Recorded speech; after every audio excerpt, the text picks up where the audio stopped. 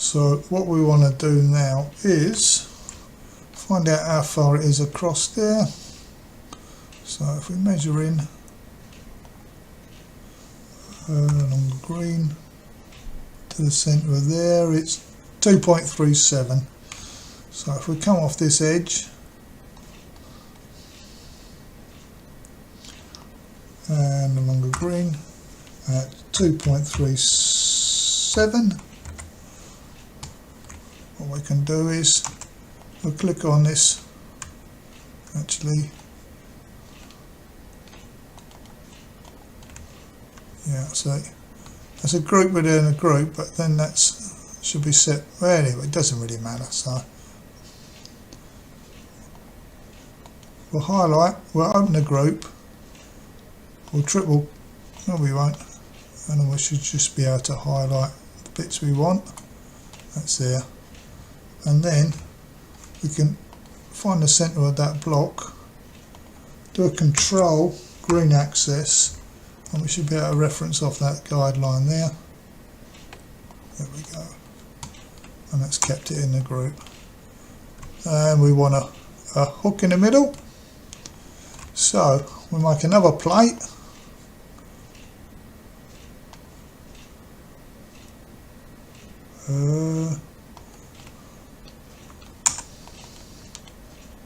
So we'll move that across into the middle. That looks all right, and we'll pull it out. I won't bother curving it, but you can curve it or whatever. Now you'll get in the techniques. This is just showing where to stick the hook. So what we'll do is we'll pull it out to our 0.1. Oh, not 0.1. 0.6. And we'll triple click, right click, make that group. We've got any rivets around? There we go. Open this up. We'll copy that rivet. We'll do an edit, paste in place, and then we'll move that over onto the plate here, and then we can move that forward. Yep. So putting rivets in after, you can go mad, and you can put them in as many as you want, or as big as you want. So we'll move it across the green. Now this is a bigger plate, I need bigger rivets. So if we scale that, we get a corner, and we press control, it will uniformly scale it. A bit bigger, isn't it? Bigger bolts to hold that on. Now you can always put bolts on there. It's whatever you want to do. So if we click on there, do control on the Z, down is a pick tool, pick them two, and then move them, control, and on green, there, and yeah, we'll call that quits. We'll pick all these and we'll cut them. We'll open up that group and we'll do file, edit, paste in place. Right, now we need a hook. Now it is a lot of hassle making a hook, so an easy way to do it, which is a good way, we'll go online and we'll go to SketchUp 3D Warehouse. Now if you're using SketchUp Make, you can't import directly into the program. It's part of Make, it's only available in the Pro version. So we go to the 3D Warehouse, we can still use this, we'll sign in, you have to sign in with a Trimble account, so that's all good. And let's have a look for a crane hook. That should bring something up. Now I've put in products, we want to click on models and a crane hook, and there we go. Now there's a few here, we'll go with this one. Can't pronounce it, but if you click on download It's only for the 20, 21, 20, you know, it's all them models. But we can use a CDA or the Collada file. It's absolutely fine, so we'll click on that. Downloads it. You go to, no, wrong one. We don't want Super Slicer yet. We go to downloads and we'll find it and we'll unzip it. And it's there. So now what we need to do in SketchUp,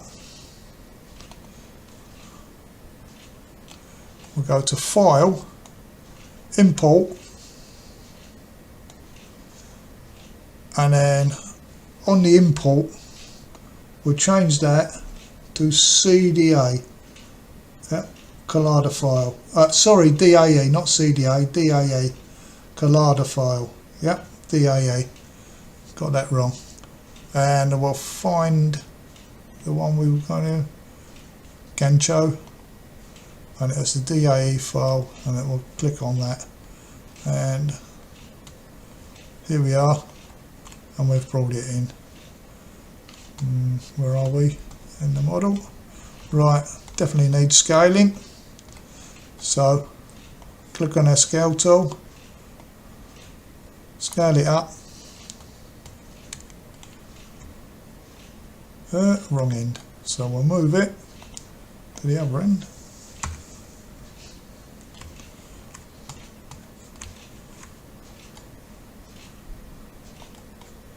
And there we go, and we can, we'll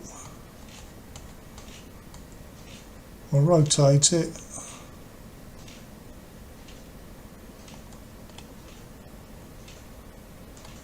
And then we'll click on the top. We'll go on the up arrow and we'll find the middle of there. Hopefully. There we go. And then we can scale it to what we need. We do control, we uniform scale it.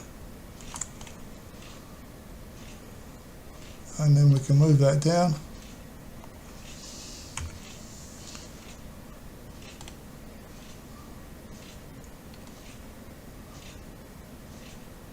And to there. Now, be warned, I would move it back along the red, so it's only just a hook. Because when you come to print, this is one of the weakest parts of it.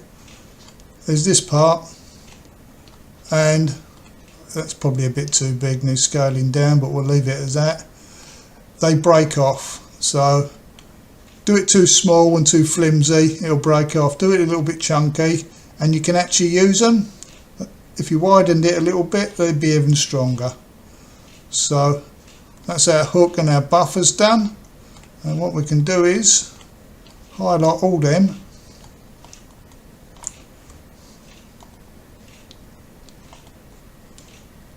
And we'll right click, we'll make that a group. And we'll right click and make that a component. And we'll call it buffer.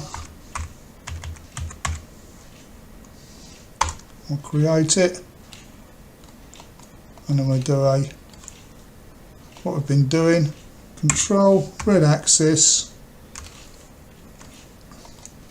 right click, flip along, red, and then just walk it back on the red to the edge. And there we go, a wagon with red buffers.